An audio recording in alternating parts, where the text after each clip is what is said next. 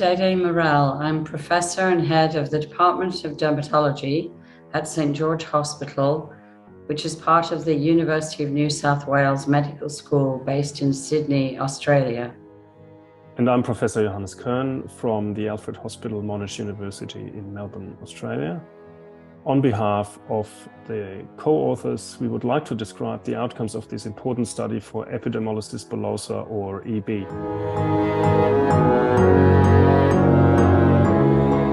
EB is a debilitating rare disorder characterized by varying degrees of skin fragility, blisters, and impaired wound healing. This can lead to serious clinical complications, which have a devastating impact on the quality of life of these patients and their families.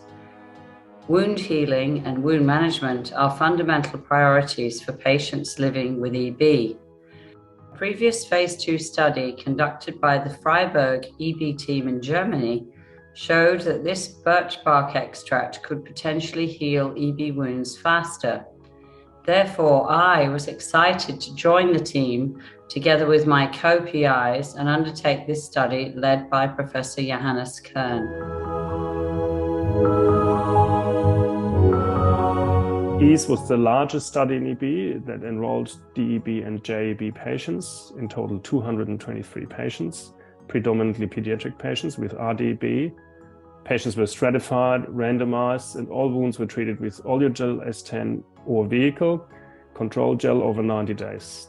The study consisted of a double-blind and an open-label phase, looking at safety and efficacy of Oleogel-S10, which is made up of birch triterpenes in EB. The primary endpoint was mandated by the FDA and EMA and was the proportion of patients with first complete closure of target wound within 45 days. EASE was the first phase 3 study in EB to meet its primary endpoint. 41.3% of patients on Oleogel-S10 achieved complete wound closure within 45 days, whereas 28.9% on control gel with a P of 0.013.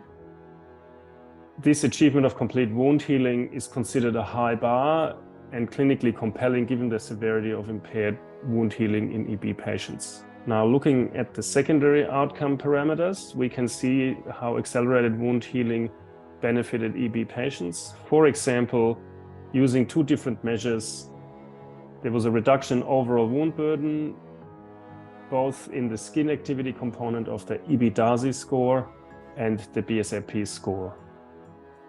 Importantly for patients, dressing changes were reduced in the Oleogel-S10 group compared to the control group, and the procedural pain was more reduced in the Oleogel-S10 group compared to the control group, and this reached statistical significance at day 14.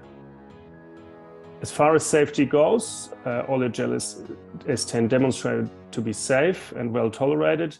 The majority of AEs was mild or moderate, and the number of AEs were similar in the control group and in the Oleogel-S10 group.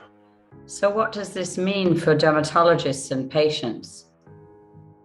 EASE is the largest EB trial ever conducted and the first to meet its primary endpoint. Oleogel-S10 demonstrated accelerated wound healing, resulting in clinical effects that patients and caregivers have identified as clinically meaningful for patients. First, reductions in the body surface area of affected wounds. Second, less dressing changes and associated pain. And third, reduced risk of infection. Oleogel-S10 represents an important advancement for patients and families living with this intractable skin disease. I'd just like to close by thanking all the patients, their carers, and the investigators across the globe for participating in this huge and very important study.